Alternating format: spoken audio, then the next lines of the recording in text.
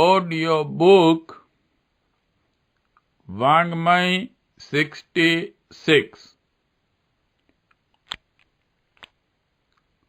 युग निर्माण योजना दर्शन स्वरूप व कार्यक्रम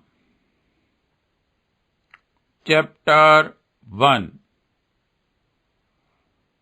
पार्ट 9।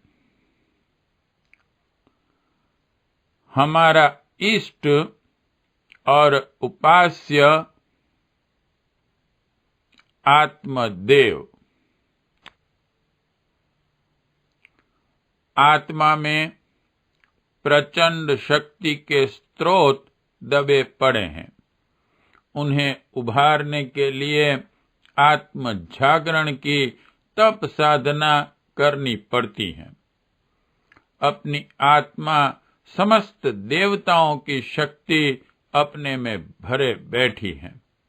कषाय और कल्मषों ने उसकी शक्ति को कुंठित कर रखा है और उसे निकृष्ट स्तर का पाप ताप भरा जीवन यापन करने की दुर्गति में पटक दिया है।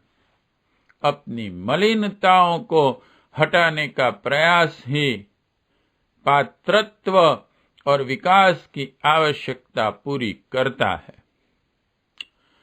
अपना पात्रत्व जितना बढ़ता है उतना दैवी अनुग्रह अनायास ही बरसता है। दैवी विशेषताओं से अपना व्यक्तित्व उसी अनुपात में सुसंपन्न बनता है। किसी अन्य देवी देवता के सामने नाक रगड़ने की, प्रार्थना, खुशामद करने की, रिश्वत देने की, गिड़गिड़ाने की हमें तनिक भी आवश्यकता नहीं है। आत्मदेव सबसे बड़ा है। अन्य समस्त दैवी शक्तियां उसी की अनुचर हैं। अन्य देवताओं की उपासना भी प्रकारांत से आत्मदेव की उपासना ही है।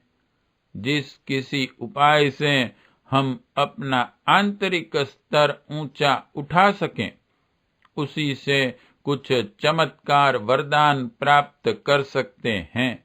अन्यथा कितने ही स्तोत्र, पाठ और जप तप करते रहने पर दैवी अनुग्रह की एक किरण भी प्राप्त कर सकना संभव नहीं हो सकता। आत्मबल से ही मनुष्य की महत्ता और क्षमता बढ़ती है।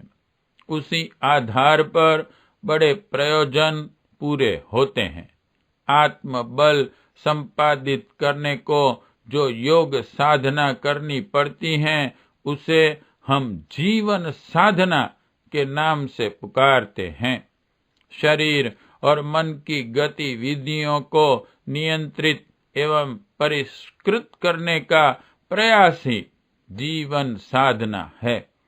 उसी के अंतर्गत उपासना का भी एक छोटा प्रकरण जुड़ा हुआ है।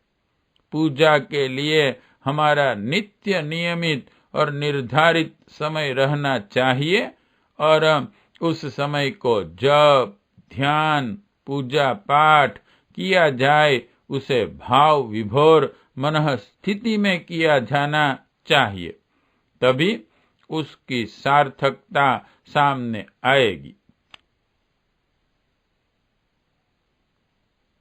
यह भ्रम अपने मन से हटा ही देना चाहिए कि यत्किंचित पूजा पाठ से कोई देवी देवता प्रसन्न होकर हमारी उचित अनुचित मनोकामनाओं को पूरा कर देगा। यह अज्ञान सूचक मान्यता जितनी जल्दी हटाई जा सके उतना ही समय और शक्ति का अपव्यय बचेगा। हमें सोचना यह चाहिए, ब्रह्म बीज शक्ति पुंज अपने इष्ट देव आत्मदेव ही हैं। जो कुछ मिलना होगा उसी से मिलेगा। इसीलिए अन्यान्यों की खुशामद रिश्वत के आधार पर प्रसन्न करने का प्रयत्न छोड़कर हमें आत्मदेव का द्वार खटखटाना चाहिए और विश्वास करना चाहिए कि उससे भी केवल पूजा कर कर्मकांडों से प्रसन्न नहीं किया जा सकता। आत्मदेव का अनुग्रह प्राप्त करने के लिए, आत्म बल का संपादन करने के लिए हमें जीवन साधना करनी चाहिए।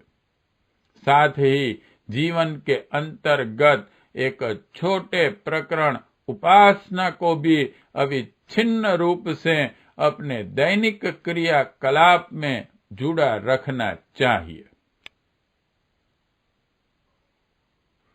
गायत्री मंत्र की उपासना को सार्वभौम इसी दृष्टि से बताया जाता रहा है कि उसका भावार्थ, उपासना विधान, अनुष्ठान आत्मदेव को परिष्कृत बनाने के केंद्र बिंदु पर केंद्रित हैं। उस आधार पर अपनी अंतः चेतना को उच्च सत्ता के साथ जोड़ देने का, प्राण प्रक्रिया को ही प्रखर बनाने का साधन प्रयास करना है। इसमें जिसे जितनी सफलता मिल जाती है वह उतना ही आत्मिक विभूतियों से संपन्न बनता है।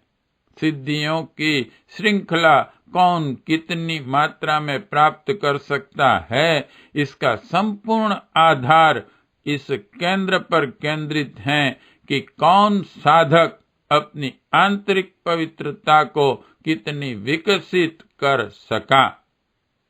सुनिश्चित तथ्य यही है। समस्त वरदानों की वर्षा आत्मदेव के अनुग्रह से ही संभव होती है। गायत्री मंत्र में वरेण्यम भर्गो शक्तियों से संपन्न सविता देव को आत्मदेव के प्रतीक रूप में ही प्रस्तुत किया है। पाठ 9 समाप्त।